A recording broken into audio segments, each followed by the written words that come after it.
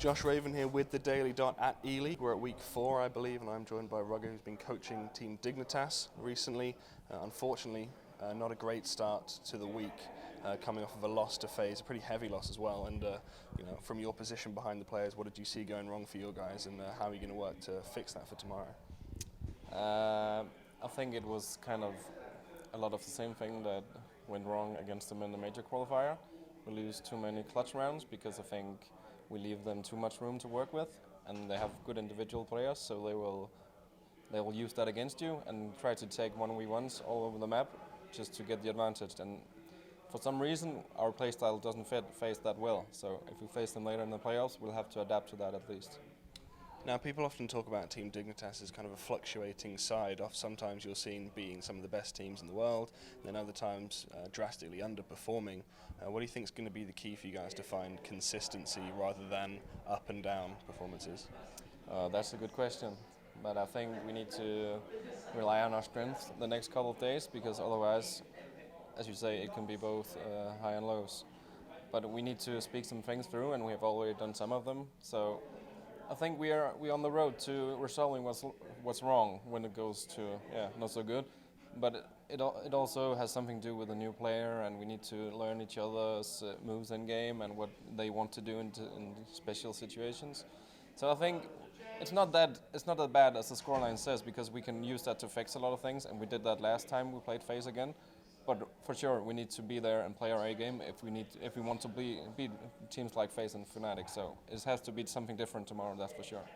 Okay, and talking about the new player, obviously recently there was the transfer Kirby, I don't know how to say that name, to be honest, Danish, swapped out for cajunB, and many people saying that obviously Kirby, an up-and-coming talent in Denmark, one of the best players from the region at the moment, and you guys got cajunB. What do you think of that change? Do you think cajunB is going to be able to come in and fit the role that's needed that Kirby left behind? I think it's going to be a different kind of a team compared to when you have Kirby. The guys have been playing together for a really long time, so the loss of Kirby, it's something the team obviously have to adapt to, because Rene is a different kind of player. And I think the death balling, where you go as a group and explode, it has been figured out by the other team. So that was what Kirby was good at, but Rene has some other strength to open the maps up in when we won duels. So I think we need to capitalize on his strengths a little more in the coming weeks before the major and hopefully the ELEAGUE playoffs as well. But I think we're getting there slowly, despite some rough losses on the way. But it's how you learn something. So yeah.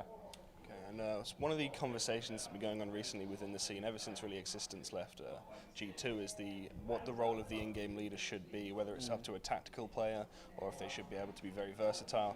MSL is often regarded as a very tactical player, likes to play through other players as well and make up a strategy rather than pure frag. What do you think of his role on the team? Do you think he needs to start putting in more frags, or do you think it's just fine the way it is? And what do you think of the in-game leader discussion in general? Yeah. I think the whole MSL discussion is kind of... I think they're too heavy on the criticism against him, because he also has to adapt Rene into the strat crawling of our team. So what worked before might not work today, and we haven't had that much time to prepare for ELEAGUE and the major qualifier with Rene. But I think he'll put up the numbers he has shown before. When he has a solid team and the strategy is working, he'll put in the numbers. So I don't think it's a problem for us, at least. Otherwise, I can help him, as I'm doing at the moment. But it's more just pointers to begin with. But let's see how it is. I think Messel wants my feedback, and somehow we can help each other get the team going in the long term. And if we talk about the coaching / in-game leading thing, I think it's really up to the team, because when you're a coach and stands behind the team, you don't have the same feel of the game in-game. Some might say that it's just pure bullshit, but it isn't, because you can see I don't have the same in-game feeling about what's going wrong as the players. I can just see if they lose a duel somewhere, I can see, oh, they lost it, but I don't know how they lost it and what happened before that. So I can have an idea, but I think the strat calling basically should be the in-game leader, and then the coach can pitch in whenever needed. So I think that's at least from my point of view. Okay, and to end things off, obviously you're pretty new to the side, coming in and coaching. Perhaps not a lot of people know exactly who you are, why you've been called up. Do you want to give an explanation as to why Dignitas gave you the call and what you're doing with the side and how this all came about?